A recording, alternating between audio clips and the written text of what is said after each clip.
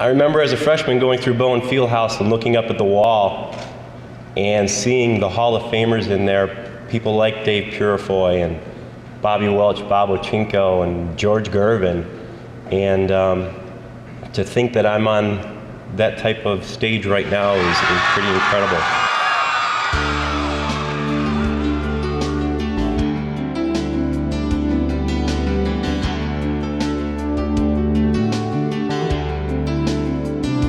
This is indeed an honor and a very, very special day for me. It's kind of for the inductees, but it's more for the student body. It's an opportunity for them to walk through history and to recognize those athletes that have set a standard for Eastern Michigan. I can honestly say some of my best times was here at Eastern Michigan wearing that number 30 jersey and competing for the university. And I honestly have to say my greatest moment wasn't athletically. My wife, Betsy, and my two lovely children. I'd like to thank AMU for this award. It's truly a humbling experience for me. And so to be inducted into the E-Club Hall of Fame while I'm still alive is really quite an honor. I owe a great debt of gratitude naturally to my parents, who when it came time for picking a college, gave me such a firm criteria: pick a place you're going to be happy. I picked Eastern. We chatted a second. We talked about old times at EMU. They asked me if I was ever going to return to the NFL. I said, no, I think those days are over. And because those days are over, I thank Eastern Michigan for giving me the opportunity to come here and get an education. They only demanded excellence from me. They made me realize I was lucky to be a Huron. And they wanted me to treat the uniform with dignity and respect, which I did. It was then I found out that a Big Ten school was interested in me transferring there. My reply was, you didn't want me last year, you can't have me this year. I'm going to stay at Eastern. Hey, let's have Melissa Steele second. And I had to remind Coach O quite a few times that the reason I didn't fall over the fence is so I didn't have to steal second. As I'm standing up here, I realize all my fears about public speaking were incredibly well-founded. Actually, I really wanted to say I'm getting inducted for track, not for talking. To be from the sport of gymnastics and be recognized with NCAA and MAC champions and record holders, professional athletes. I tell them, it's not where you start, it's where you end. In closing, I'd like to leave my final quote that I live by at all times, and that is the making of a champion. Today, I gave all I had. What I've kept is lost forever. Thank you very much, Eastern Michigan.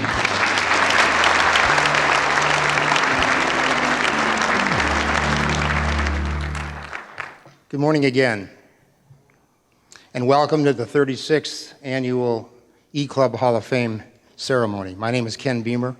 I'm the president of E-Club, and it's my pleasure to be the MC today.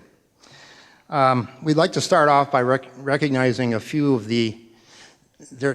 people continue to refer to them as former Hall of Famers. They'll always be a Hall of Famer. We just got them in here formally, so we're good.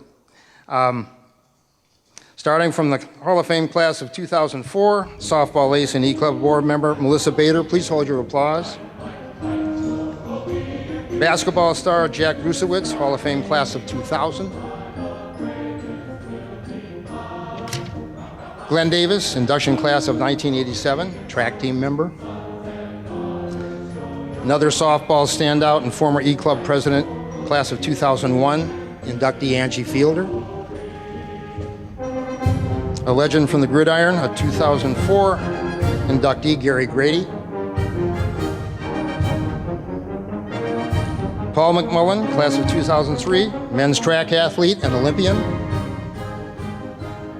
Legendary football player, class of 2002, Ron Rice, former Detroit Lion. From the class of 2005, Doc Roser. From the class of 2004, current sports information director and E-Club board member Jim Streeter. From the class of 1997, an outstanding track athlete and E-Club board member Eugene Thomas. We have two others that may be on their way, Clement Chukwu, who we put in the hall last year, and Chuck Shada. But you all know how the roads are today, so they may be a little bit late. Let's give them a round of applause.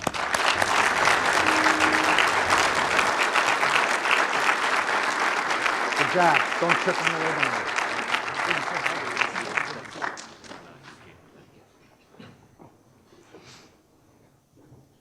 It's a great way to start our ceremony. And it's only going to get better. On kind of a somber note to start with, though, each year we recognize those Hall of Fame members that we have lost in the last year. This year we have three. Ralph Gilden was put in the class of 1983. Ralph Gilden was a track man here. Ralph Gilden worked at this university for over 42 years. He was a dean, he was a vice president, he was an interim president, he was a director of alumni relations. He was one of the co-founders of the E-Club. And he was my next door neighbor. A good man. We lost him. In the class of 1995, Dr. James Matthews, who worked in his later years at a hospital in Detroit. Dr. Matthews participated in football and track, ran at the Milrose Games, the Penn Relays, anchoring many relay teams in those events. And James Ross, class of 1991. James lettered 4 times in football, 3 in baseball, 3 in basketball, and for a time coached at the University of Wyoming. They're not here, but let's give them a round of applause too.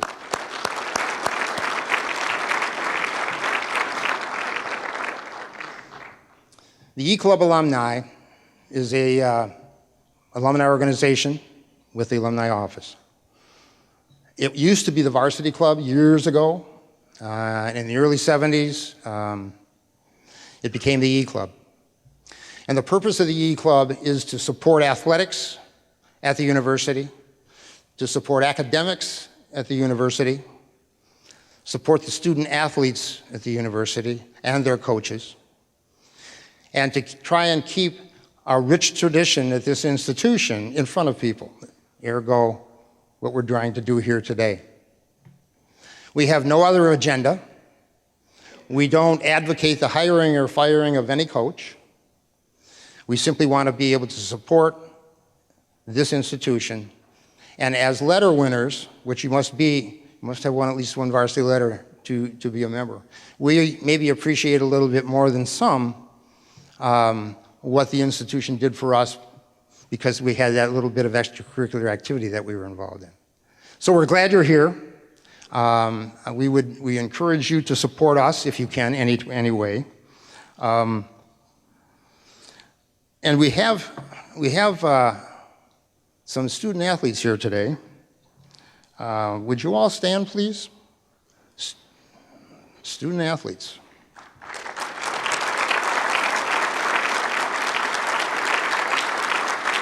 We've got softball and football. We are very, very happy that you are here. Welcome. And who knows, maybe one of you will be up here one day receiving your plaque. Would all alumni letter winners please stand? Alumni letter winners, please stand.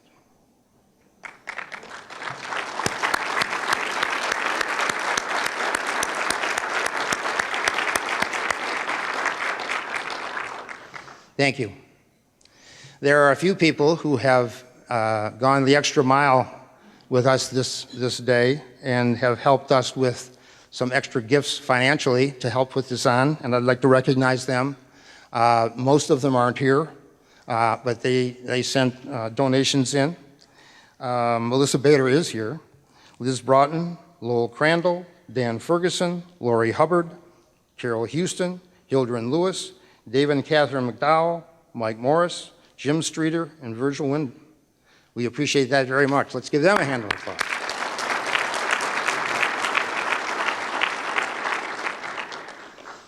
Now I would like to introduce our Director of Athletics as our next speaker. Dr. Derek Gregg, he's done a great job at EMU. You look at what we are doing now athletically and look at the facility we have now and go back a few years and it's a bit different. Over 20 MAC championships have been won since he arrived on the scene. And I think a very impressive stat is that the student athletes posted a 3.162 cumulative grade point average recently, which is, years ago, was kind of unheard of. So we have student athletes, and that's the kind of young people that we're bringing here. We know more and more exciting times are going to happen here, and we hope that Dr. Gregg stays with us to see those things through. Dr. Gregg?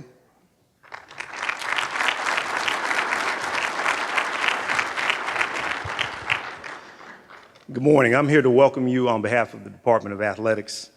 And as you can imagine, in the past 6 years, I've attended many, many events. This is always my favorite because it gives us an opportunity to welcome back home our true athletic greats, past and present, and just really thank them for laying the foundation for us. And at this event, I always like to talk about what I call the 3 Ps of EMU and EMU athletics. That's pride, passion, and people. And I really like to focus on the people. And I want to recognize some groups of people who are here. And Ken mentioned our great student athletes, and I will talk about them as well. But for now, the inductees, Howard, Ingrid, Tracy, Norm, Linda, Jamie, and John, thank you for all that you have done for our program. Thank you for helping us lay the foundation here that we stand on right now. And congratulations again to all of you. Our student athletes, coaches, and staff members. And I never like to take credit for any of the things that we've done here. We have outstanding student athletes, some of those that you saw stand in the back of the room, our coaches, and as Ken mentioned, over 20 championships we've accumulated. But on top of that, we've also had 25 MAC Coaches of the Year in the last 6 years. And that GPA that he mentioned, that's the 3rd consecutive top GPA that we've had in a row. So outstanding work to them. Outstanding job that they've done. I'd like the coaches that are in the room right now to stand and be recognized, please.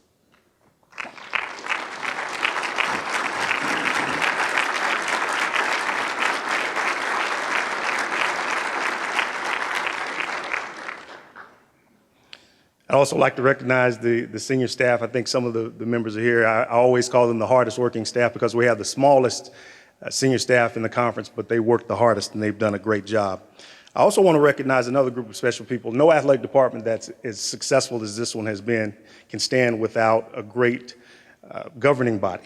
And today we have representing the Board of Regents is the chair of the Athletic Affairs Committee, Mr. Mike Hawks, who is also a former football student athlete here, so I'd like him to stand and be recognized as well. And I can never let this day go by without thanking Jessica. She's still working right now, standing over there in the corner. Really appreciate all the work that she's done, and let's give her a hand as well. And last but not least, someone that I really want to recognize and bring to the podium, a very special person who has been our biggest supporter. She is a great sports enthusiast, great fan of the program, and has done a lot. And Ken mentioned the facilities and the things that we've done in the past few years, but we couldn't have done these things without our great president. And help me welcome to the podium Dr. Susan Martin.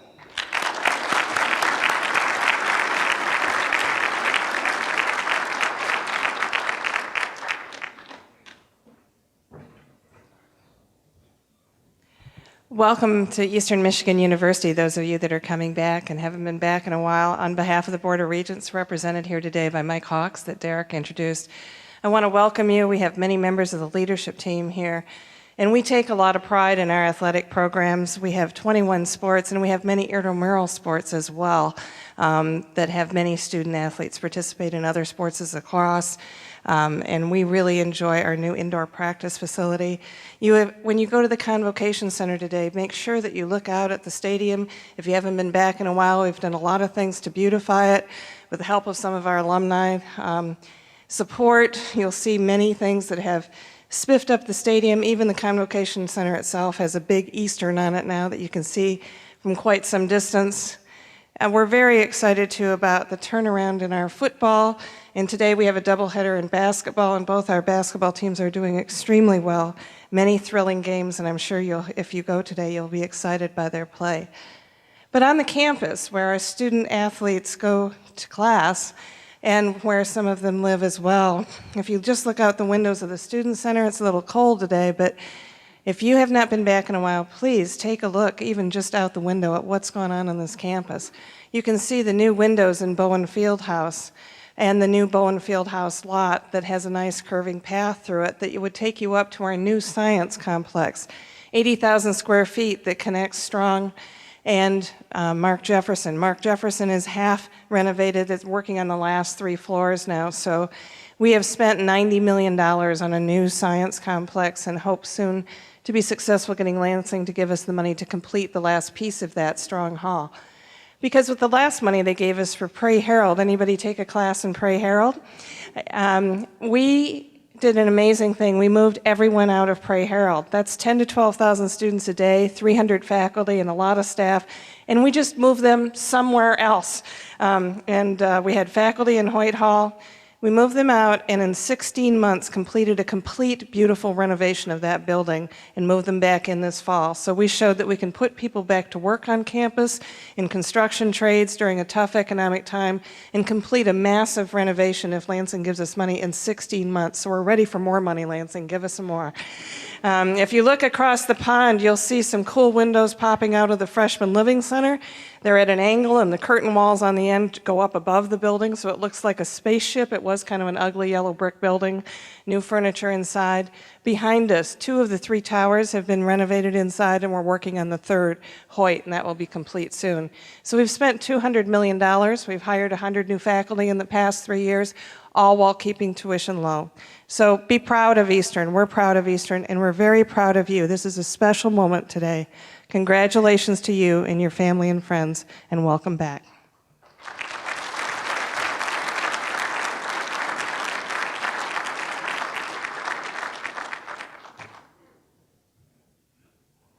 Thank you, Dr. Martin. One more thing you'll see when you go out into that lobby area, when you look out those windows and you see good old Bowen Fieldhouse out there. Been there since 1955 with a lot of phenomenal performances in there. Great big banner with Hayes Jones coming over that hurdle with the statement, "I started the Olympic tradition." That Olympic tradition continues. But again, that can emphasize how much we've had here tradition-wise, and we want to continue to bring forward. Dr. Gregg already introduced the coaches. I'm sure you know that Ron English is sitting up here at the front table. Ron, good year, more good stuff coming.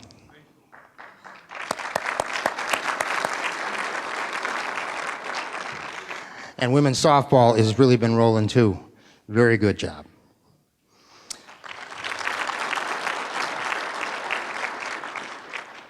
In 2008, the E-Club board initiated an award, a new one, that was to be presented at a Hall of Fame ceremony, not necessarily every year, but only at a time when we wanted to identify someone who we thought at that time richly deserved it, and there are many. It's the Ron Oestreich Award. And the first award was for Ron Oestreich, which it's named after. Last year we gave it to Ed Mazinski, football. This year, we're going to have Jim Streeter come up and introduce our Oestreich Award winner this year, Jack Johnson. Thanks, Ken. It gives me a great pleasure to introduce Jack to you today. He's one of the supreme human beings in this world. And just a little bit background on Ron Oestreich, I think most everybody here probably knows, but was the longtime baseball coach at Eastern Michigan and faculty member, former letter winner in baseball and football for Eastern, and took Eastern Michigan to national prominence in baseball, winning a national championship in 1970, finishing 5th in the College World Series in 75, and finishing 2nd, just one game away from winning the national title in 1976. Once Oak had done everything he could do on the baseball field, he retired and just like he was as a person, he decided he needed to do more for his alma mater, so he took over the charge of resurrecting an E-Club that had really fallen on bad times, lack of interest, not many members, etc. And Ron took it over and revitalized it in a hurry, fixed up the E-Club room in Rynearson Stadium so all the people could come and visit during halftimes of football games. And he continues to support the university and Eastern Michigan athletics in the highest way he could. And at this point, I'd like Jack to come up, Jack Johnson. And he might have a few words, but just a little bit about Jack. He's been with the E-Club for more than 30 years as a recording secretary. And if anybody here has ever been on a committee, the one thing you dread when you go to a committee meeting is make sure the secretary's there, because I don't want to take notes. And when Jack doesn't show up for an E-Club board meeting, goes around the table and who wants to volunteer, and all the heads are down. Nobody wants to do anything. So usually it's Robin Bond that jumps up and takes the minutes, but wants to make sure everybody knows they won't be as good as Jack's. Jack was a Eastern Michigan graduate, and he told a story once about when the basketball team was going to go on a trip, and the trainer couldn't make it, and he looked at Jack and he said, "Jack, you're our trainer." And so Jack traveled with football, basketball, and baseball for the rest of his time at Eastern Michigan, has been a proud alumnus ever since. And he went on to coach in the high school ranks and taught at Dearborn High School for 30 years. His teams won 4 state championships in swimming, and he also coached a bunch of All-Americans, and also coached junior high teams, and did just about everything. When somebody needed some help, he stepped in, just as he's done with the E-Club, and we are very proud to present this honor to Jack today. Jack Johnson.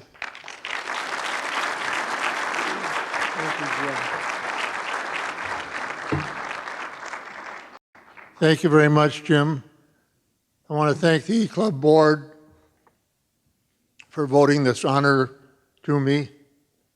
I was a college classmate of Ron Oestreich's. We shared Brown Hall, a 5th floor. When they finally finished the 5th floor, when we moved in, 2nd and 3rd floor were finished. They were still working on floors 4 and 5. But I've known Ron since 1950 and followed him through his career down at Trenton and out here at Eastern Michigan. I know the dedication that Ron had to Eastern, how he felt about it, and I feel the same way about it. I'm just glad to put in as much time, effort, and I owe a lot to this university. I have 2 daughters that went to school here. One of them didn't finish, but she found a husband, and have 2 wonderful grandchildren who couldn't make it today. We lost her about 19 years ago, or to cancer. But one of the grandsons was also a graduate of Eastern Michigan in sports medicine, just received his doctor's degree from Wayne State University, and is now doing his residency. My other daughter graduated from special education, is teaching in Saginaw, could have retired a year ago, and she said, all set to go, and then she called me one day and said, "Dad, I can't. I still enjoy it." But she's here with her those 2 grandsons and her husband, and my other grandson, or my other son, excuse me, just got here from Kalamazoo with his wife and my young grandson, Max. So I want to thank them also for allowing me through their growing years, and my wife, who's sitting out here with me also, to thank her for allowing me to be active and involved with the E-Club and with Eastern Michigan University. I'm a Huron, but I also support the Eagles. Go Green! Hold on a second, Jack.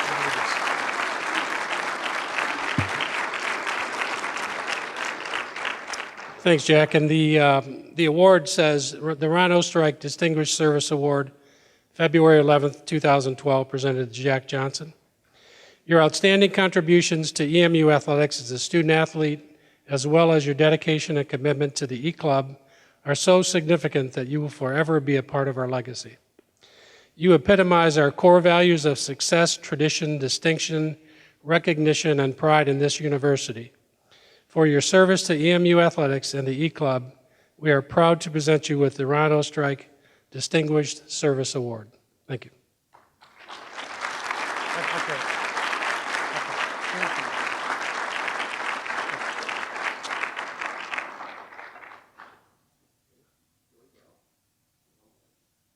All right, we're almost ready to go, but I have one more very special group to introduce to you. Please hold your applause. But this is our E-Club board.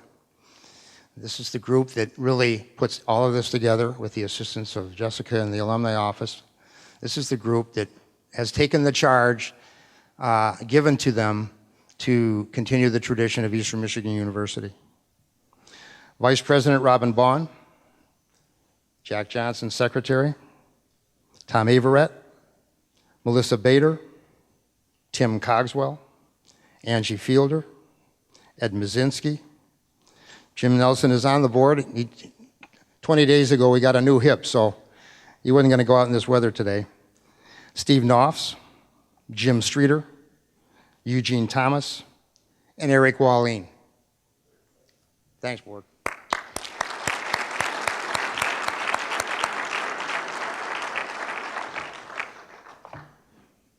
Okay, now we're ready for the reason why we're here. This is the newest class of the Hall of Famers, and we're going to start our day with Howard Booth. So let's enjoy a video about Howard's career.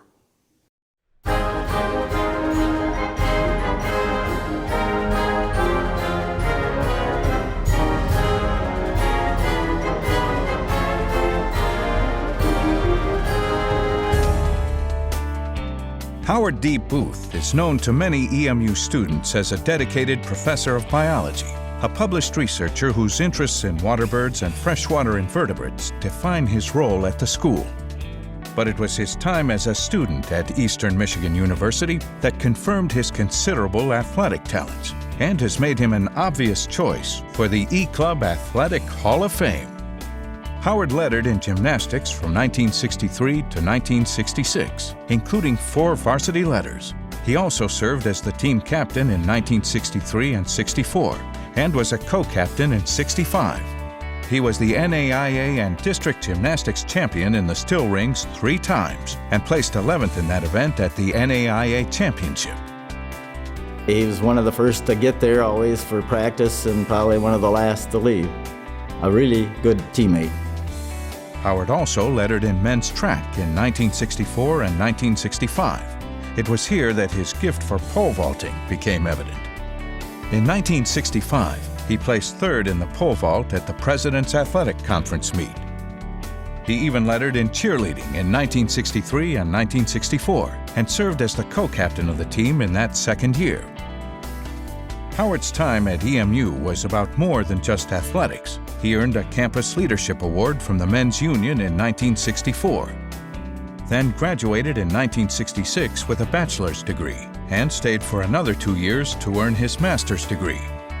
So he was a good, solid student, and studied late into the night if he had to. Yet he was still a very social guy. He was a cheerleader and in athletics, so he had a well-rounded schedule. And we didn't get a lot of sleep sometimes. Howard would go on to become a biology professor at EMU for more than 44 years, a position that was perfect for someone whose leadership skills and dedication to education had defined his experience as a student. Never forgetting his roots in EMU athletics, he even went on to serve as the men's pole vaulting coach. In this role, he represented the faculty on 3 NCAA accreditations, served on the Intercollegiate Athletics Advisory Committee, and presented the keynote address at the 2011 Scholar Athletes Awards ceremony. He's at a position in his life where he doesn't have to do that, but he still really enjoys it. And he's the type of person that still keeps up on anything that comes out new in his area. Eastern Michigan's pole vaulting crew, over the years since he's been there has gotten better and better and will continue to do so.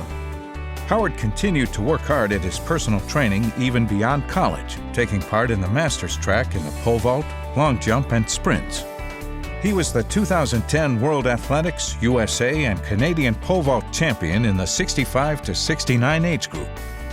From his outstanding efforts as an athlete to his dedication to the students of EMU as both a coach and a professor, it's clear that Howard D. Booth embodies the qualities of a Hall of Famer.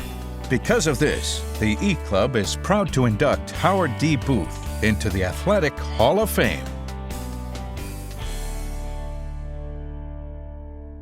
Ladies and gentlemen, Howard Booth.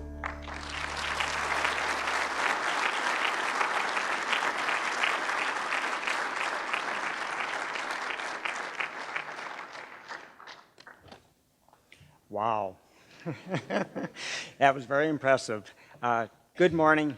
I'm truly honored to have been selected to join this outstanding group of Hall of Fame athletes spanning the many decades at Eastern Michigan University and showing off their multiple athletic talents. It has been a long tradition in this great school for coaches to recruit raw talent and teach them to become outstanding athletes. I was a fortunate product of that discovery. 6 weeks into my first year here at Eastern, I was recruited out of a gymnastics training class for physical education majors.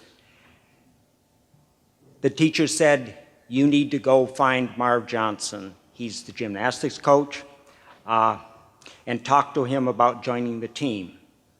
Marv had the foresight and patience to see the athletic potential in a high school pole vaulter and how he could make me into a gymnast.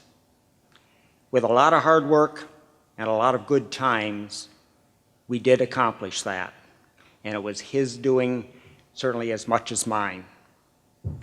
By my second year, track coach George Marshall asked if I would like to try out for pole vaulting at EMU, and I did. Also, at that time, 3 of us male gymnasts were asked to join the cheerleading squad, which was new in having a mix of males and females on the squad. We did so, and we did succeed in providing some definite entertainment for the football crowds as we would do back handsprings across the field.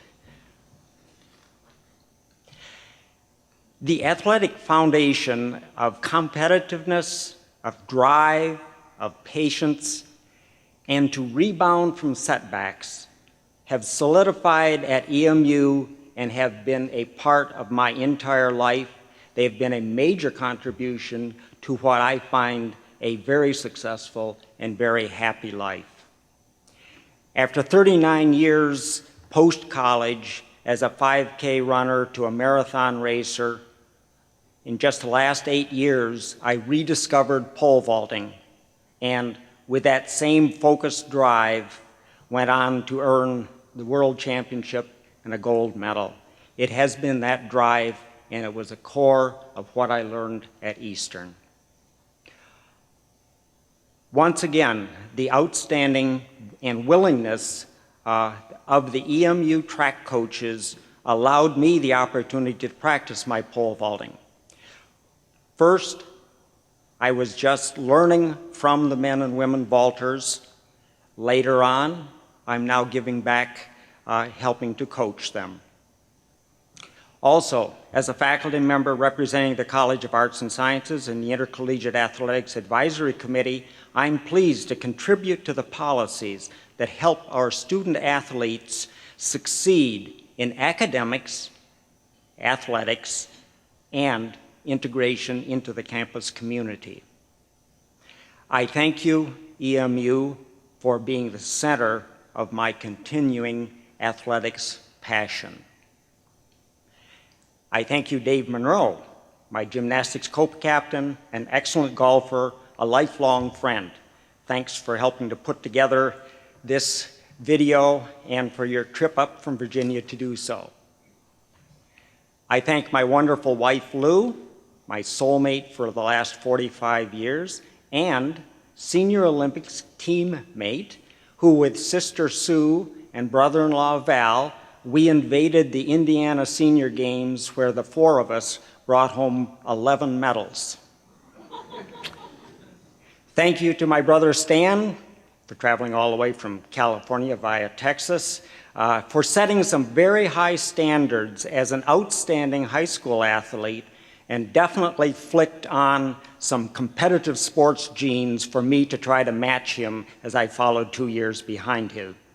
Also, for arm twisting me and my son Scott into multiple Pikes Peak half marathon races, where we all survived the 1.5 miles vertical while covering 13 miles horizontally.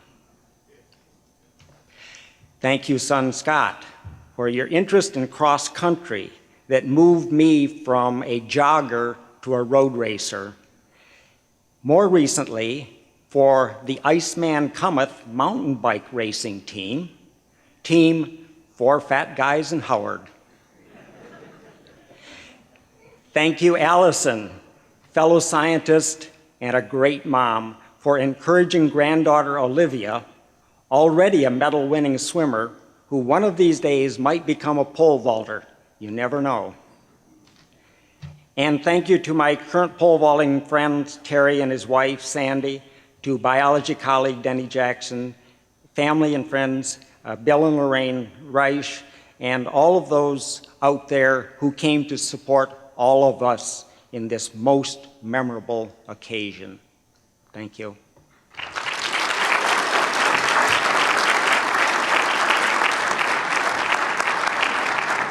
Congratulations, Howard. Our second inductee today is track great Ingrid Ben. Please roll the tape.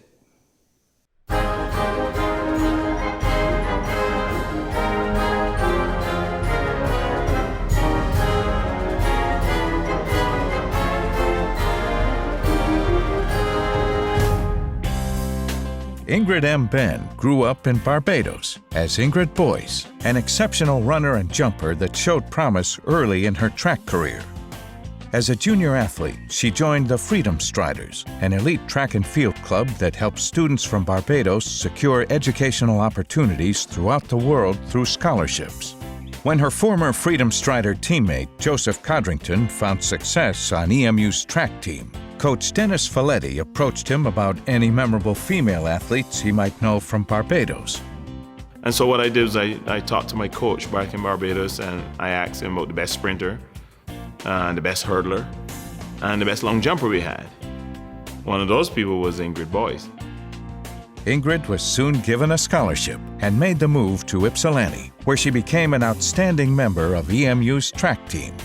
Her athletic accomplishments are as numerous as they are impressive.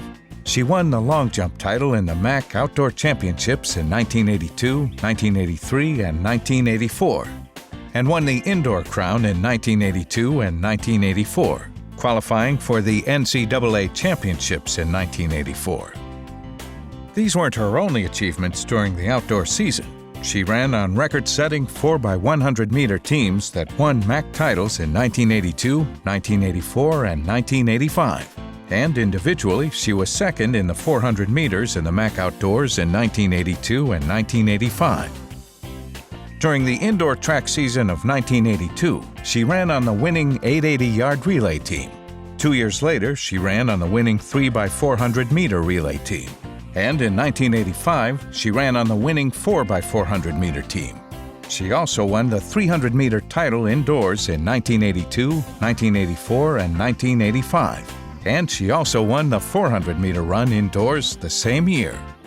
It was ingrained in us to work hard at what we were doing. So we were always on time, always at practice. We knew that this was a privilege for us to have a scholarship, and Ingrid treated it as such. Despite her competitive nature, Ingrid's reputation among her teammates was that of a reserved and kind friend that led through example. I think that if a person in general met Ingrid, they would have no clue that she was such a competitor. It is only people that knew or that lined up against her, whether it's jumping or running, that they realized this girl was fierce on the track. It's because of this fierce sense of competition that the E-Club Athletic Hall of Fame is proud to induct Ingrid M. Benn. Ladies and gentlemen, Ingrid Benn.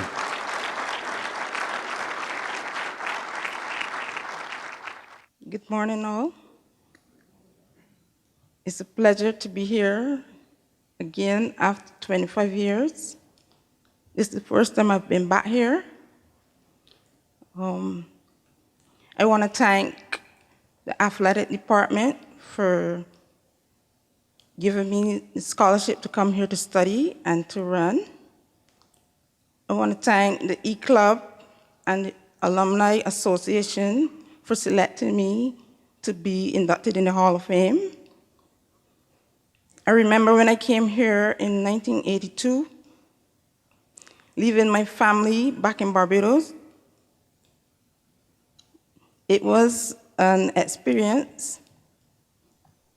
When I left there, the weather was like 88 degrees.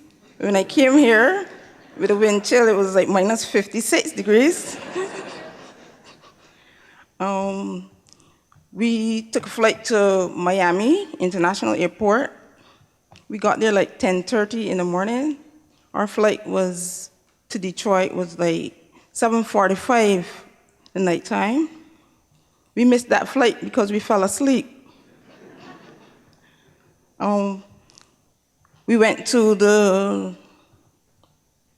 flight attendant to ask her what we can do. She said, well, I know you can't stay in the airport. So they called another airport and they were able to get us onto another flight to get here. When we got to Detroit, there was no one here to pick us up. We had no number to contact anyone.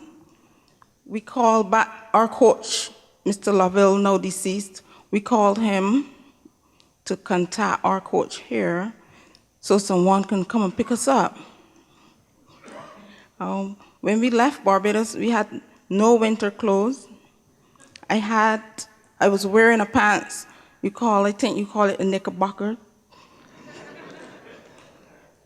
And when we got to he bought a coat for both of us. When we got to the hotel, the tower, as I got out the taxi, I went upside down because I didn't know how to walk on the snow.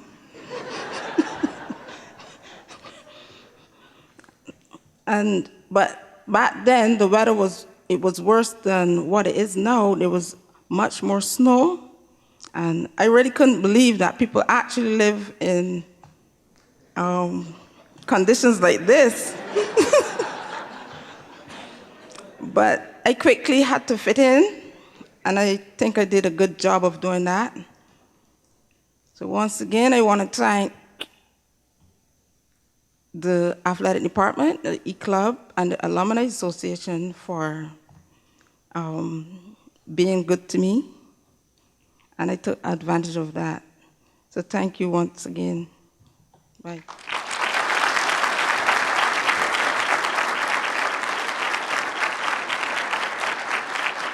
What a rough start. Holy mackerel.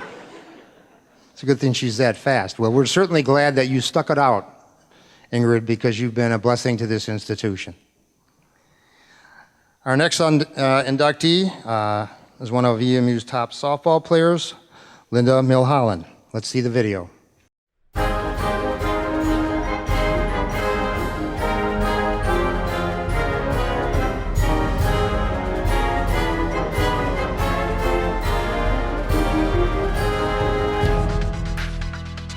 It would be no exaggeration to say that Linda M. Milholland is one of the top pitchers in the history of EMU softball. Even before her college career, Linda was no stranger to success. She played for the Hamilton High School women's fast-pitch softball team when they took the Ohio State Championship in 1985. It wasn't long before word spread of her talents, and Eastern softball coach made the drive to Hamilton to see Linda play. She watched Linda pitch in a high school gym, and she knew right away that she was a keeper. She had speed, she had movement, she had a great changeup. She could tell right away that she was going to be a special player for Eastern. Linda was certainly a special player. Between 1988 and 1991, she earned 4 varsity letters. In the history of EMU softball, she was third in career strikeouts, innings pitched, career wins, complete game shutouts, and complete games. And she was second on the all-time ERA list at 1.21. Once in 1988, she was named the MAC Pitcher of the Week. In 1989, she was selected for this honor 2 more times. In 1990, she was named second-team All-Mid-American Conference with a 14-6 record. Linda led with her actions and played to her team's strengths, showcasing a quiet ambition that earned her the respect and friendship of her teammates. They worked hard, and they played hard too. She had a great sense of humor and was intelligent and I think she had developed a lot of friendships, and they had a lot of fun on the field because they respected each other and they worked well with each other. Linda finished her EMU career in 1991 with a 54-36 record, mostly as a starting pitcher. This includes a 17-10 record in her senior year. Linda Milholland moved on from softball to further her studies, but she left behind a reputation and legacy as an EMU softball player that is exemplary to this day. That is why she is taking her place in the E-Club Athletic Hall of Fame. Ladies and gentlemen, Linda Milholland.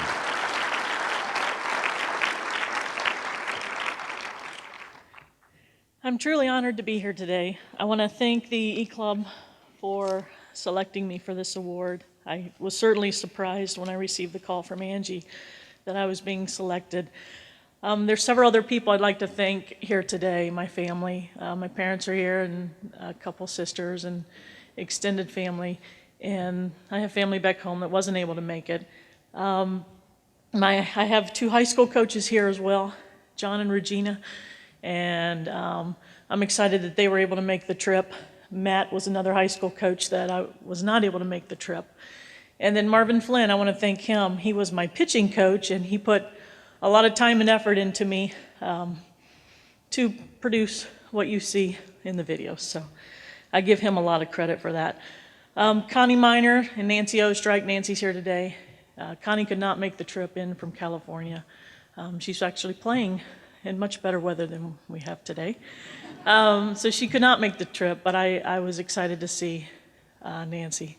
It's fun being back on campus. And I also want to thank all of my former teammates, who several are here in attendance tonight, and it's so good to see them. And I really, really appreciate their support. And the current Eastern Michigan softball team, I was really surprised to see that, Karen, so thank you for bringing them today. That's a wonderful, wonderful gift to me. I also have some great friends in the audience, Gretchen, Jackie. I'm so glad you could make the trip as well. I happened upon pitching by accident. We were in high school and not doing very well and getting pretty much slaughtered game after game. And I was thinking, this can't be this difficult to throw that little white ball over that plate. And so I'd go home and I'd try it, and I'd throw against the brick wall. At an elementary school, my dad would take me down there every night, and I kept doing that night after night after night. And I remember the first time I actually got into a game as a pitcher, the score was somewhere around 15-0, and the coach pulled us all in, and he's, kind of just shaking his head like, I'm not sure what we're going to do here. And I kind of raised my hand, because I'm actually very quiet and shy. Raised my hand, and I said, I can pitch. And he said, what? And I said, I can pitch. And so he's like, okay. So he gives me the ball, and I go out. And we resume play, and my very first ball goes soaring over the backstop. And but it all went smoothly from there. So, so that was my start. A couple years later, I had earned a scholarship. So I made a lot of progress in that time. I absolutely loved my years playing here. Made lots of great friends along the way, lifelong friends, learned lots of lifelong lessons here at Eastern Michigan that I continue to carry with me and then pass on to my son, Alex. And so it was a great experience for me, and I really didn't even know I wanted to become a teacher until I came to Eastern, and I heard that, Eastern produces a lot of teachers, and I thought, I might give that a shot. And so I earned my degree in education. Softball was my vehicle to earn that degree. I earned my degree in education, and I taught for a few years, and then I went on to earn my master's degree in counseling, school counseling, through Xavier University. And I'm in my 11th year as a school counselor, 18 years in education. And I remember having a private meeting with a former professor, Dr. Myrna Yakel, who some of you will know. And she kind of planted the seed in me that maybe someday I might work on my doctorate. So I'm currently doing that. And within a year, I'm writing my dissertation now, so within a year, I will have earned my doctorate from the University of Cincinnati. And that's all possible from playing softball here at Eastern Michigan. And I'm going to try not to get emotional. And while all this personal success is very rewarding,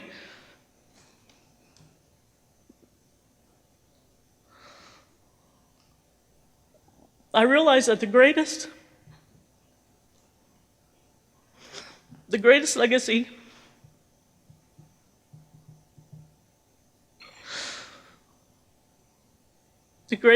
that I can leave as a student athlete from Eastern Michigan University is to continue to touch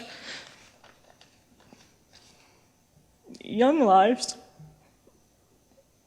and to help them reach their goals, as I was fortunate enough to do through the vehicle of softball and athletics and from this wonderful university. And I continue to touch lives today.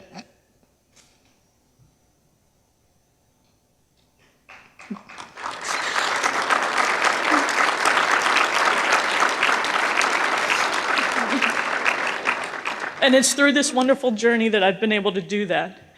And so I thank you again very much, and I'm truly humbled by this award.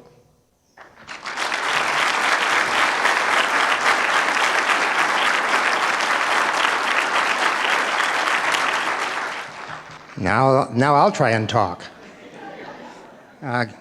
Nice job. But that is an example as to how much this university and their participation here as students and certainly as athletes can mean to our inductees. Before our next candidate is Jamie Nieto, but before he comes up, Dan McClory, would you come up? Dan is here from California, but he was not able to be here when they were putting the video together, and he'd like to say a few words in person before we start the video. This will be interesting now that I get to talk about Jamie the person before you hear about Jamie the athlete. So when Jamie asked me to be his presenter, I literally couldn't say yes fast enough. I mean, this is a guy that I respect incredibly, and when you hear a little bit more about him, I think you'll see why. Jamie, I was going to say, is the only athlete here today that's still competing, but of course, after we've heard about Howard, we know that he's out there at a world level as well. But Jamie at age 35 is out there today, still competing, still looking for a shot on yet another Olympic team, which is an incredible accomplishment. And to give an example and an idea of Jamie's athletic prowess, the thing that reminds me how high this guy can jump is the following. You stand up, you go on your tippy toes, you put your hand in the air, you look up, way up, and right up above there, that's where Jamie is jumping, okay? Over the tip of your hand. He's jumped as high as you can see in the program is 7 feet, 8 inches, which is unbelievable, and he's still going to those heights. But what's really even more amazing is Jamie Nieto, the man. And Jamie Nieto, the man, is what I call a Renaissance man. If you don't know it, and you'll see in a minute, he is a dead ringer for Will Smith, okay? He's out in California. He gets, mistaken for him all the time. He's also an actor. He's been in 5 feature films. He starred in the Roberto Clemente story as a baseball player, but that's okay. He's also a screenwriter. So he uses his head and he goes out there and writes. And he produces movies as well and TV shows. He's an extremely committed Christian. He is a mentor to youth athletes. He's an Olympic athlete. And he's here today because he's a graduate of Eastern Michigan University. The thing I like to say about Jamie is he even has his own trading card. And if you're really nice, I have one that I've been carrying around in my wallet here, and you ask him for one, I think he'll give you one today. So it's a little distinction that he's got. I didn't know Jamie when he was at Eastern. I knew of him. We met through USA Track and Field a few years later, where I'm on the board of the foundation. Jamie is our most highly requested and highest ranked mentor to youth in a program called Win with Integrity, which again I think says a lot about Jamie the man. He goes into schools, he talks to kids, he teaches them about doing the right thing, about not doing drugs, about performance-enhancing drugs, and really delivers a pretty brilliant message.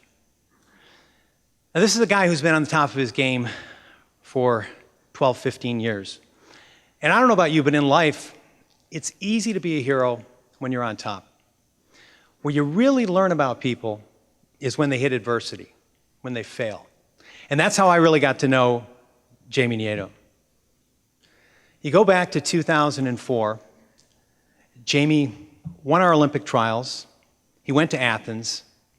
He was in second place the entire competition, right up until the very last jump.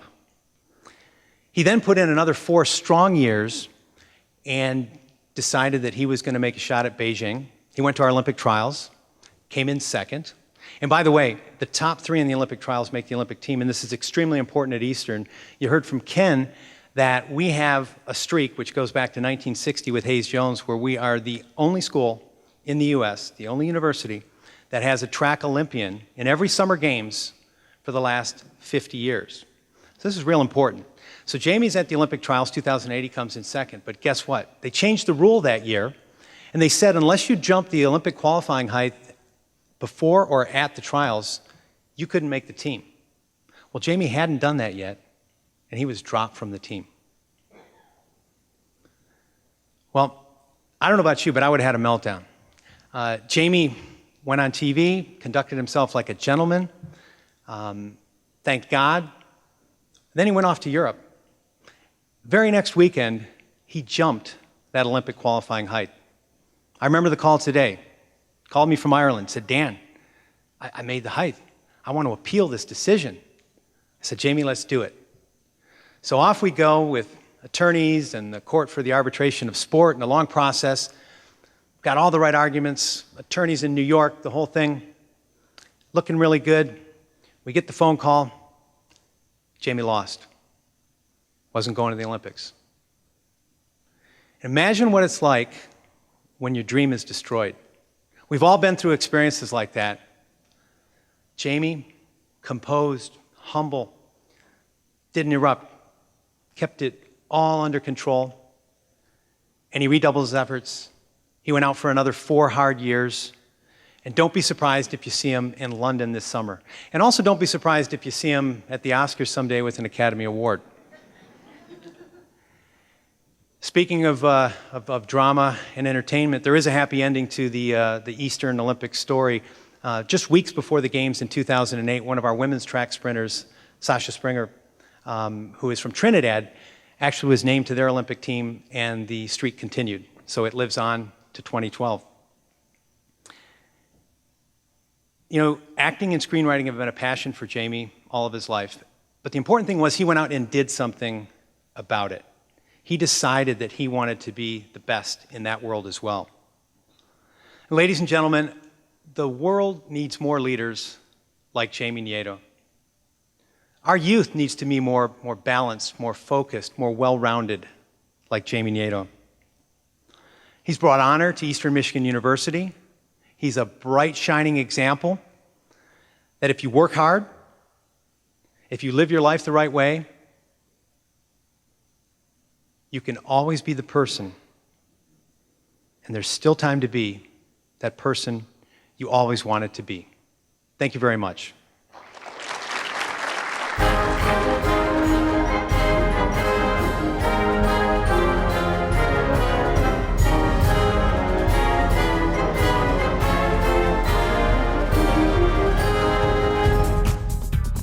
Of all the incredible athletes to graduate from EMU, few can say they've gone as far in their sport as Olympic high jumper Jamie Nieto.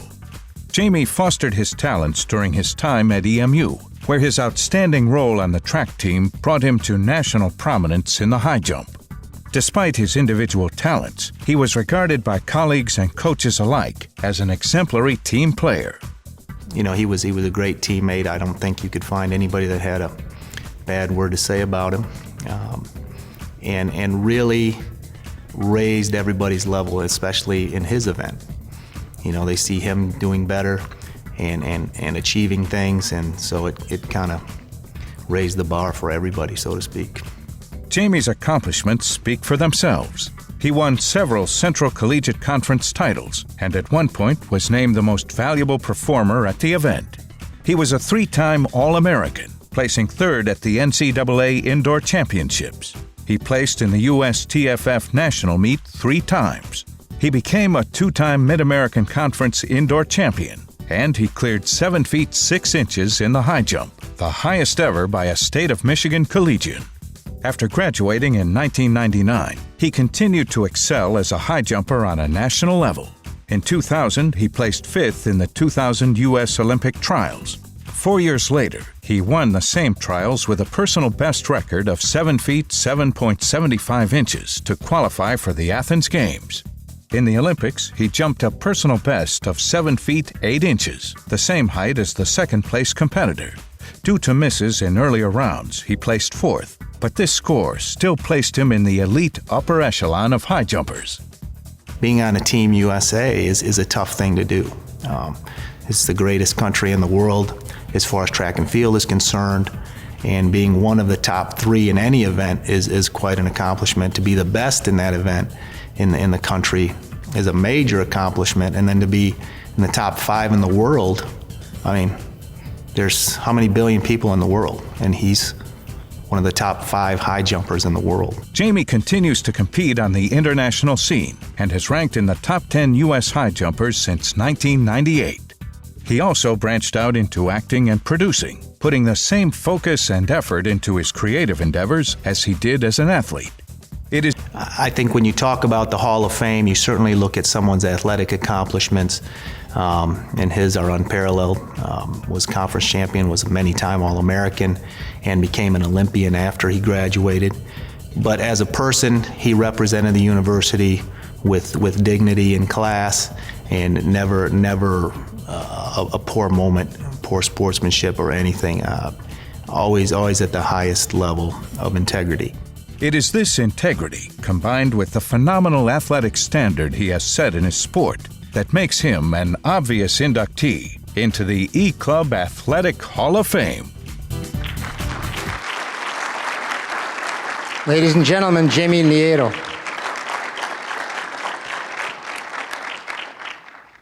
Wow, that was really nice, and thank you so much, Dan, for those beautiful words. And first of all, I guess I would like to say thank you to Jesus Christ for allowing me to be here. This is definitely an awesome opportunity. So my experience at Eastern Michigan, I started high jumping in 1993, junior in high school, due to failure at basketball. Well, through basketball, I missed out on making the basketball team in my junior year because I had a bad grade in geometry. So a friend of mine said, hey, by the time you get your grade up, come out for the track team, maybe try the high jump, come back the next year and you'll be dunking on everybody. I was like, okay, I want to dunk on everybody. And that's pretty much what happened, but I fell in love with the sport. I made it to the state meet that year, California State Meet, which was huge. You know, out of a team of 60 athletes, there was me and 2 women who made the team, or who made it to the state meet. And so I really enjoyed it. So that first year, I ended up jumping 6'4". And then my second year, which was my senior year, I played basketball, and I ended up jumping 6'9". Then, you know, I got some letters from some D2 colleges, and I wanted to go to a D1 because I knew if I competed against the best, I could be the best. And it just wasn't the right time. I was brought up in a single-family home, and my mother didn't have the money to send me to a college, so I knew the only way I was going to get to a university was to get a scholarship. So I ended up going to a junior college, Sacramento City Junior College. They have produced numerous 7-foot high jumpers. So I thought to myself, if I jump 7 feet, maybe I can have a possibility to get a scholarship. And that's what happened. My freshman year at Sac City, I jumped 7 feet, and then the second year I jumped 7 feet and a quarter, barely, a little bit of a PR. But it was good. You know, I started getting more offers of scholarships and stuff like that. And then I remember one day my coach came to me and he said, Jamie, I got a call from Berkeley, and I also got another call from Eastern Michigan University. I'll never forget my reaction. I was like, Eastern who? Never heard of Eastern Michigan. Where is that at? So found out that, you know, Eastern Michigan had a really good business college, and we sat down, we talked about it, and we weighed out the pros and cons, and I always wanted to have that away college experience. And you know, Berkeley wanted me to wait another semester before they gave me a scholarship, and Eastern said they wanted to take me right now. And didn't even have a recruiting trip. I didn't even come out here to visit the school. I just did research online, found out they had a good business college, like I said, and I'll never forget my first meet here. I came, and we had our first indoor meet at U of M, and the guys got into a fight. And I was like, what's going on here? I like this school. This is yeah, Fabian, yeah. I like this school. These guys got a lot of heart and passion. I felt like this is right where I wanted to be. But it has been a blessing, and I definitely appreciate everything that I accomplished here, and appreciate all the support, and I appreciate the E-Club for inviting me out and giving me this award, and appreciate the friends and the relationships I made. And you know, as Dan said, you know, I go to a lot of schools and speak to a lot of kids and stuff like that. And I always tell them, you know, your only limitations are what you believe them to be. So believe that you can be the best. As I continue to follow mine. Thank you again. Make sure you guys check me out, jamienieto.com. I'm on Facebook, Twitter. And I might not see you again, but you'll see me. Thank you.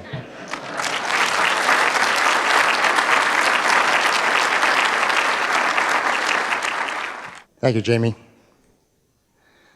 Next up is a two-sports star in basketball and track, Tracy Parsons McMullen. Sit back and enjoy the video.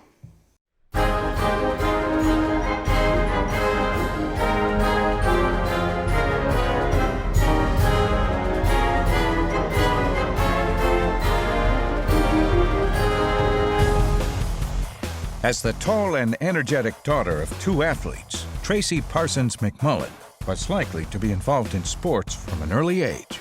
But even to her parents, it was clear that she had more than just genetics pushing her in this direction. Obviously, she was very tall at an early age, but she was also very competitive. And it was a situation where even when we would play board games, if she lost, she became very, very angry and didn't like that losing part of it. This competitive spirit gave her an edge as a young athlete. In high school, she made All-State for 3 years in basketball and continues to hold the scoring record at her school for both men and women. She also participated in track and holds records in both high and intermediate hurdles, and placed all 4 years at the state level in Ohio for the intermediate hurdles. Her athletic skills did not go unnoticed when recruiters began to hear about Tracy's accomplishments. She was recruited by quite a few people, a lot of the Big Ten. She was very impressed with the head women's basketball coach at the time here at Eastern. That's the reason she decided, I believe, to come to Eastern Michigan. Tracy's time at EMU was nothing short of outstanding. As a member of the women's basketball team, she lettered all 4 years and started in 103 out of 104 games during her career. She is still ranked 3rd in career scoring, 9th in three-point field goals, and 15th in career rebounding. Tracy was named to the All-Freshman team in 1993-94. She was named Honorable Mention All-MAC in 1994-95, and she was named Second Team All-MAC in 1995-96. Her accomplishments were not limited to basketball. She also lettered for 4 straight years in track, setting an EMU varsity record of 4,896 points in the 1995-1996 Mid-American Conference Championship, placing 3rd in the heptathlon. She also set a varsity record in her pole vault during her competition. You know, a lot of people have athletic ability, but I think to be able to reach those goals that you set and to be able to be the best that you can be, you obviously need the work ethic and you need a positive attitude. And I think she was able to get to that point because she has those two things. This work ethic carried over into Tracy's academic career as well. She remained a very good student throughout her years at Eastern, making the all-academic team for the Mid-American Conference several times. We're very proud of her for the things that she's accomplished, but I think we're probably most proud of her for the person she is. She's a great daughter, she's a great wife, a great mom, and those are the things that really obviously are the most important things. Tracy Parsons McMullen will always be remembered as an exceptional athlete at EMU. It's because of this legacy that she takes her rightful place in the E-Club Athletic Hall of Fame. Ladies and gentlemen, Tracy Parsons McMullen. All right, so the first thing I realized is I had a really bad hairdo most of the time. Wow. So I would like to first start by thanking the E-Club and EMU, but especially the E-Club for this honor. I'm thrilled. When Melissa called me, or sent me an email, I guess, this summer, I was in shock, and I wasn't really sure what was going on. And once I came to the realization that it was happening, I was absolutely elated. And I can't believe I'm in such a wonderful class. The class of inductees is spectacular. And there are many greats who've come before us and many greats who will come after us. So it's a wonderful honor. When I look back on my time at Eastern, I don't see a particular championship or a particular game that stands out. But for me, it was more the friendships that we had, the fun times that we had as teammates. And there was one time in Idaho, we were at a tournament. I don't know why our coaches took us to Idaho in December, but they did. And there was snow everywhere, and we got into a huge snowball fight with the team from UTEP. And we beat them, and we beat them on the court too, so it all worked out well. But we had great times with basketball and track. The track team, a lot of members here, you can attest to some of the late team bonding experiences on weekends, perhaps. We won't call them parties, but we'll call them get-togethers. And those are the things that stick with me, and I'm sure a lot of you have similar memories.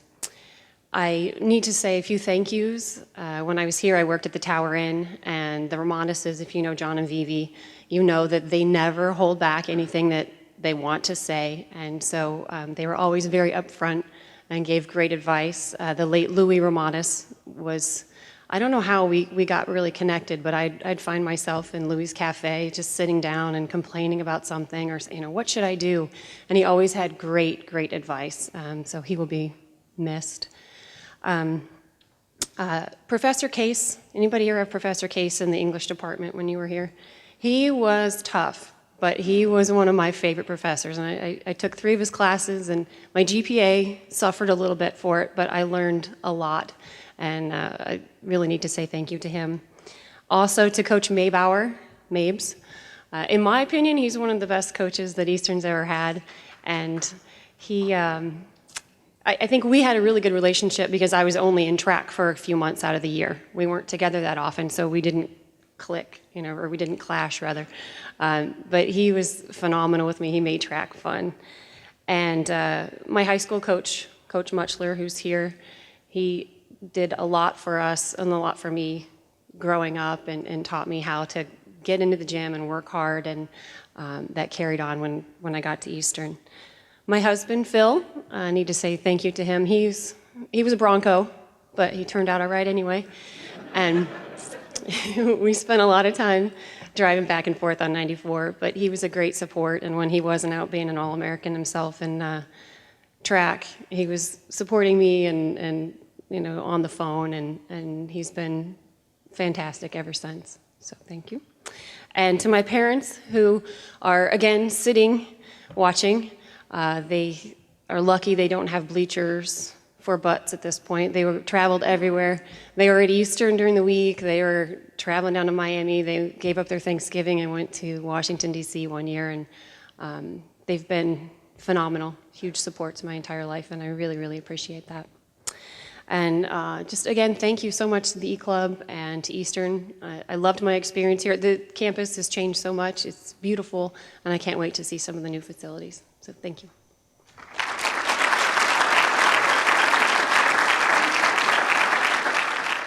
Thank you, Tracy.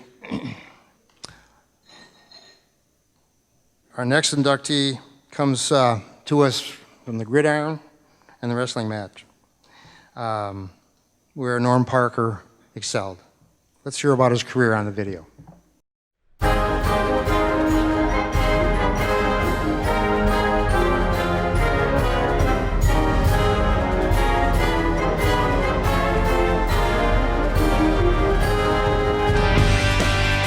These days, Norm Parker is probably best known for his position at the University of Iowa as their football team's defensive coordinator. But long before his coaching career, he was a notable athlete in his own right at Eastern Michigan University. Norm's gridiron roots can be traced back to his upbringing. His father grew up in Massillon, Ohio, the home of the Tigers, an early professional football team that had a legendary rivalry with the Canton Bulldogs predating the NFL. Norm's father carried that passion for football to Hazel Park, Michigan, where he raised his sons in an environment that often revolved around the sport. My father was from Massillon, Ohio, which is sort of the center of football. And then we had an older brother who was an outstanding football player also in high school. So it was just it was expected, that you played football, and that's what we did around our house. It was, football was the center of everything. Parker was the captain of the football team in high school and took his love of the sport with him when he started at Eastern Michigan University in 1960 as both a position player and a place kicker. During his time at the school, Norm earned 4 football letters and 2 varsity wrestling letters between 1960 and 1963. Norm's athletic career suffered a setback when a serious shoulder injury in wrestling put him on the shelf. But his love for sports never wavered, and after graduating in 1965, he quickly took a position with Ypsilanti St. John's High School as the football coach.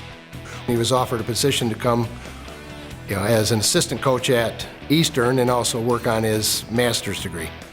Then at that time, he continued doing that, and Cal Stoll, who was the coach at Eastern at the time, moved on to Wake Forest, and he took Norm with him to the staff at Wake Forest.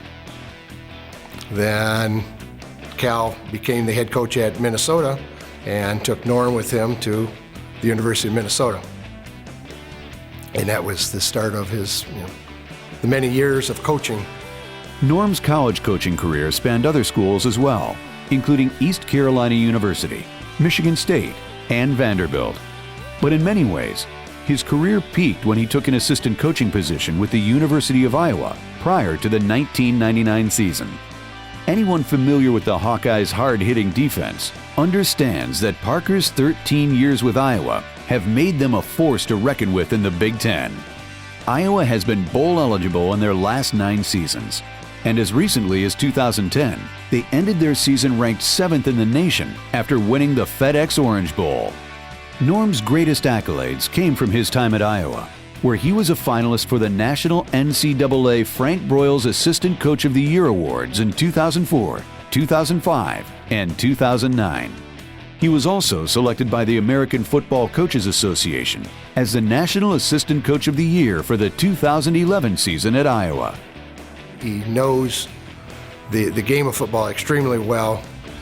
He is able to get that into the players, to teach that to the players, that they understand the game of football, not just their position, but where everybody else belongs on the field at that time. And this is what I think has really transformed into his success. Norm Parker finished 2011 with the announcement that he was retiring from his position at the University of Iowa. As he put so simply in his press statement, "After 48 years of doing something I love, it's time to enjoy some time with the grandkids." And when he shares his many achievements with his grandkids, he can now include his well-deserved position in the E-Club Athletic Hall of Fame. Ladies and gentlemen, Norm Parker.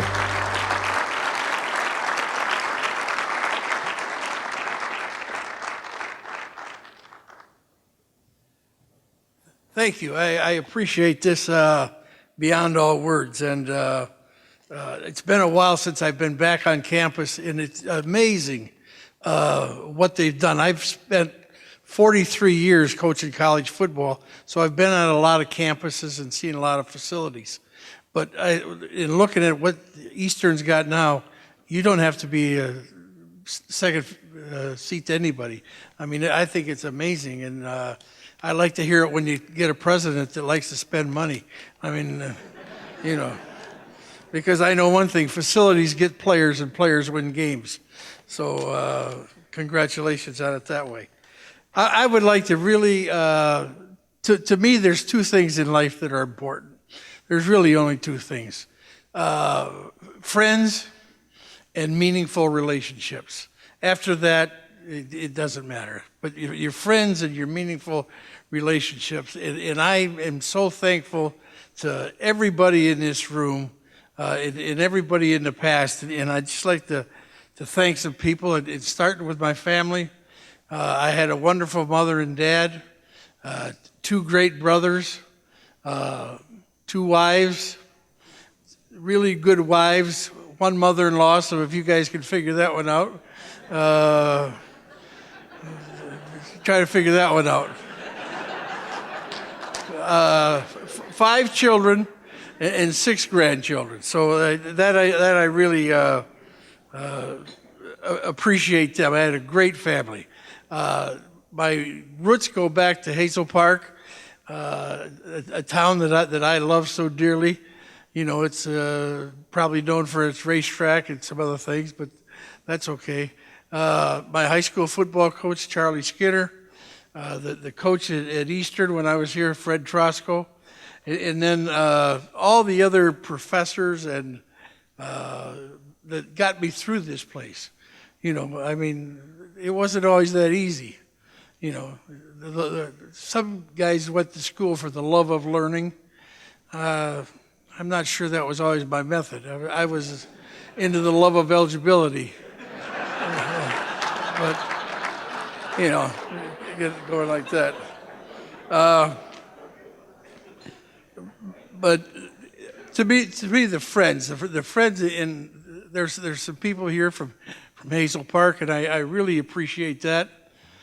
Some people from Eastern Michigan, players that I played with, and then I belong to this great academic society called the Arm of Honor, and a lot of those guys are here.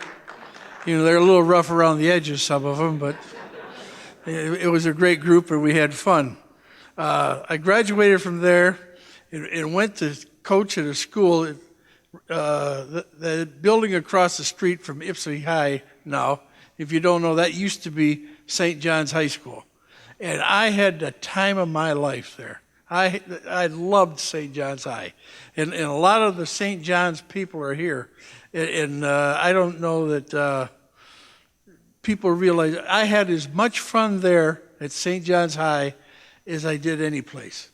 You know, somebody asked you a question, what's the difference between coaching at St. John's High and coaching at Iowa? There's only one difference. 72,000 people boo louder, but it's the same excitement. And we had a JV basketball team that we knocked the hell out of the varsity team at times. They remember it.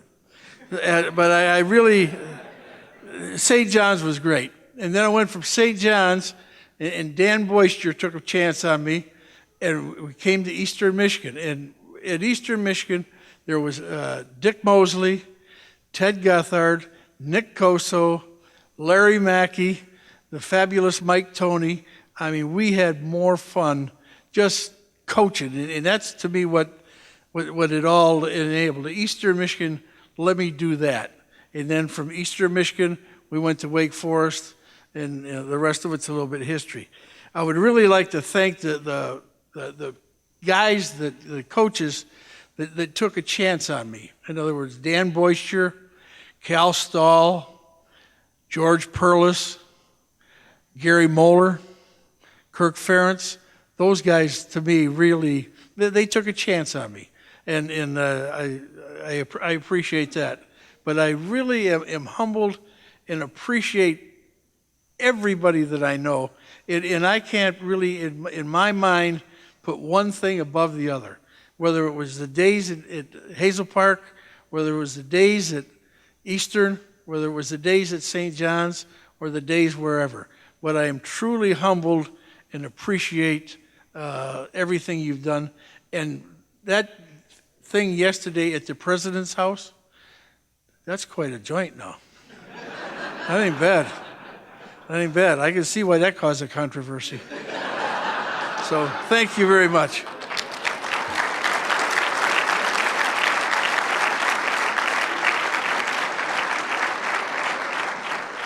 Thanks, Norm.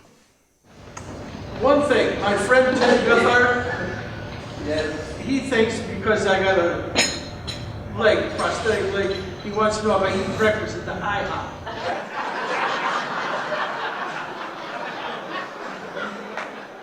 And Norm will be starring at the Comedy Club in Ann Arbor this evening if you want tickets. Good job. Our final inductee today is the football player John Schmidt. Let's watch his video.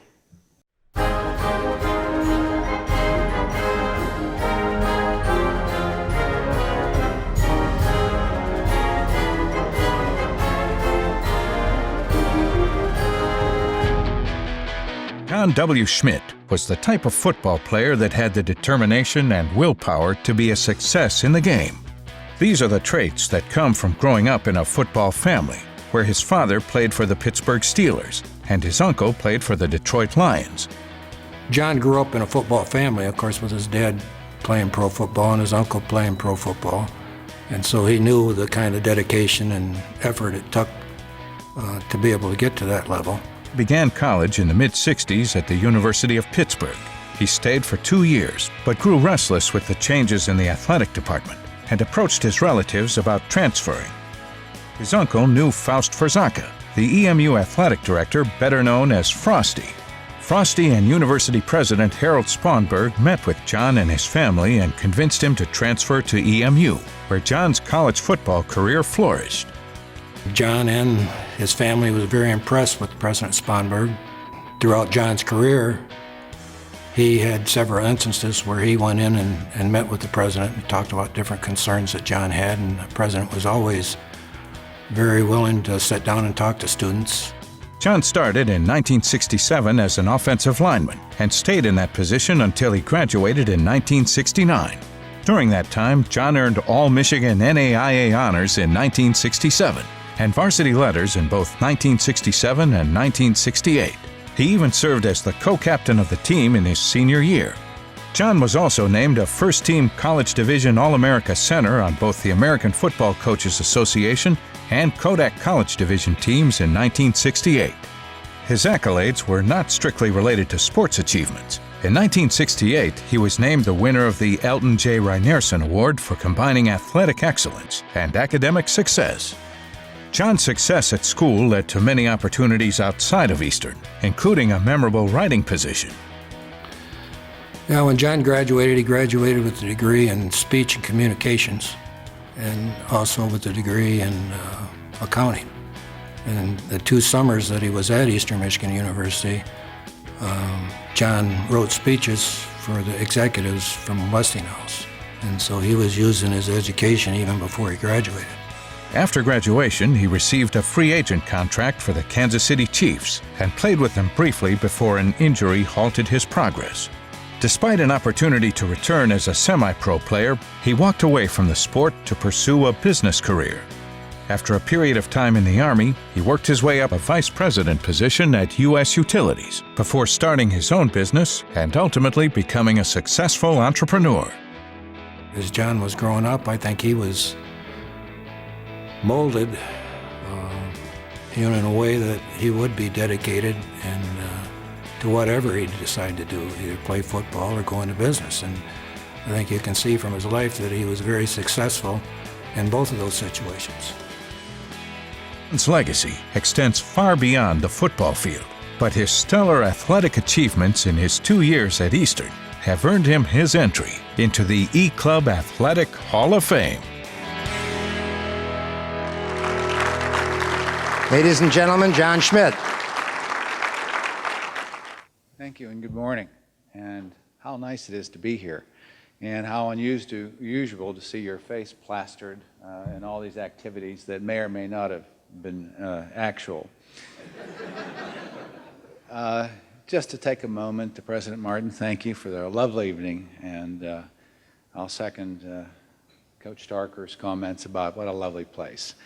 And the athletic department, the E-Club, of course, and really some of the other speakers have mentioned the burgeoning of the E-Club, and it's so evident, and it motivates me to want to be more of a part of things. So thank you for that. It certainly makes you filled with pride for the types of things that you care about, the university excellence, so to speak.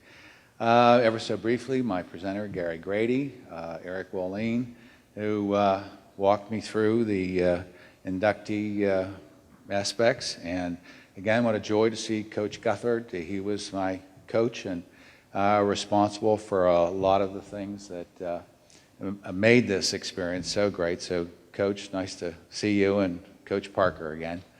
And really all my teammates who really, without them, you're nothing. So without their true effort and greatness and interest and enthusiasm, you really don't have too much more than that. So thank you, and it was a joy to be with everyone and to be honored in such a lovely venue, so to speak. And I hope to be a continued participant in these kinds of things. So thank you.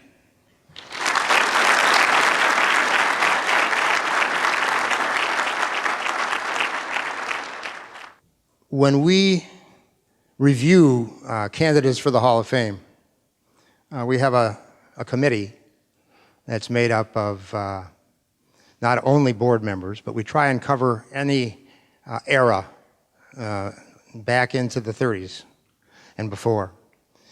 And many times when we review the nomination, we don't know that person personally. We're going on that information we received from the person that nominated them, what their experiences have been, some recommendations from them. Every once in a while, sometimes, we'll put someone in at the era of one of us on the board was here, and we would know that person. Every year, when we bring them to campus, we end up with the nicest people, the most sincere people, and you saw that today. You saw that today, how their experiences here were important.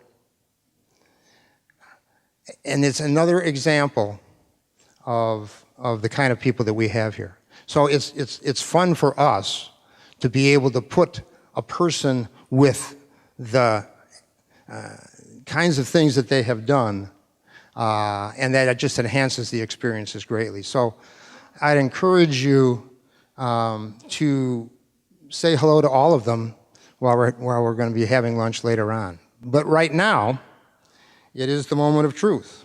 We're going to ask that all of our presenters, if you would go to the plaque for your athlete, please, right now.